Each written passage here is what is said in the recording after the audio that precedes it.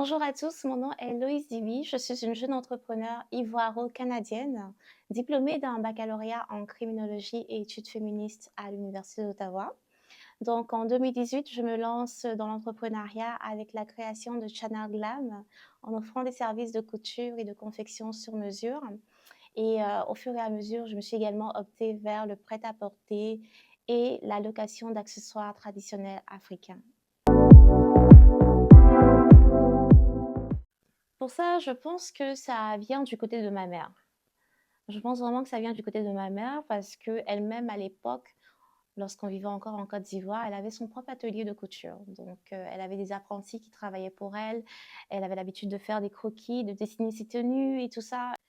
J'étais encore très jeune à l'époque, je devais avoir 1 an, 2 ans, donc je m'en souviens pas vraiment, mais elle m'en a quand même parlé. Mais le déclic est venu un peu plus tard. Donc, pendant ma 2e année universitaire en 2015, j'étais allée en France pour le mariage de ma cousine. Et du coup, ils ont dû faire ma tenue à distance vu que j'étais parmi les demoiselles d'honneur. Et arrivée là-bas, lorsque j'ai essayé ma tenue, j'ai été stupéfaite. Elle m'allait comme un gant. Et j'ai demandé à la dame, mais comment vous avez fait ça? Attendez, est-ce que vous êtes allée à l'école pour ça? Et elle m'a dit non, pas du tout.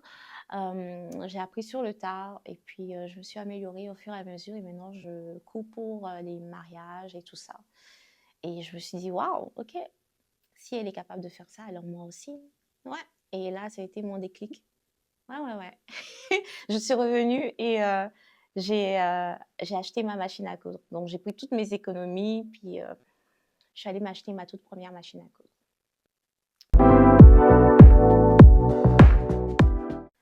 J'ai un style plutôt moderne.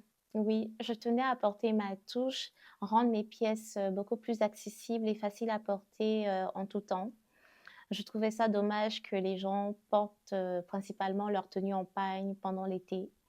Et c'est justement la raison pour laquelle l'hiver passé, j'ai sorti un manteau d'hiver aux imprimés Bogolan. Et ça a eu beaucoup de succès et c'est une expérience que je compte renouveler. J'ai une clientèle assez variée.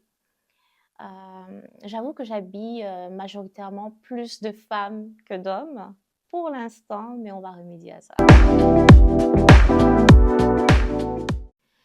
J'ai eu l'opportunité de pouvoir participer à plusieurs événements culturels ou encore des festivals mettant en avant les talents et les entrepreneurs de la région.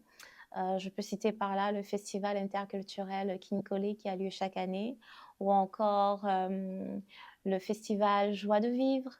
Il y a des événements organisés par The Leading Ladies Canada ou encore The Women's Show au Fashion Walk Ottawa. Et plus récemment, il y a le Runway for Hope 2024 auquel j'ai participé et qui a été une très belle aventure pour moi. J'ai également eu l'opportunité de collaborer avec des artistes de la région comme la chanteuse Roja Valentine ou encore Fée. J'ai pu habiller des personnages publics comme MC Inos et plein d'autres. Sincèrement, l'une de mes plus grandes difficultés en ce moment est de trouver une usine de fabrication de vêtements canadienne. J'aurais aimé vraiment que ce soit du Made in Canada, mais c'est très compliqué de trouver une usine à prix abordable sur place. Voilà. Donc, je parle vraiment du côté prêt-à-porter, quoi, dans le développement de ma propre marque. Mais c'est sûr que pour le reste, tout ce qui est de la confection sur mesure, c'est moi qui m'en occupe.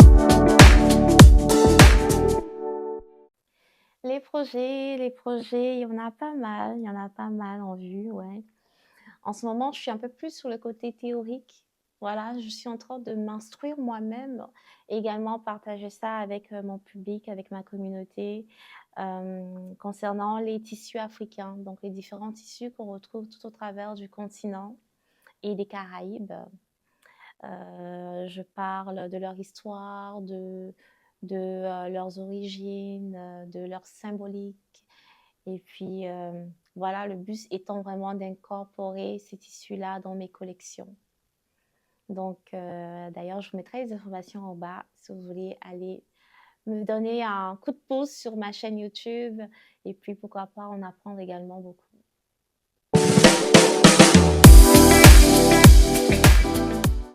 Alors, c'était moi, Loïs Diby, dans Malisa Art et Culture. Je vous dis merci pour cette entrevue et puis surtout, n'oubliez pas, si vous voulez vous habiller de manière authentique, de manière élégante, de manière glamour, Chanel Glam, c'est la référence.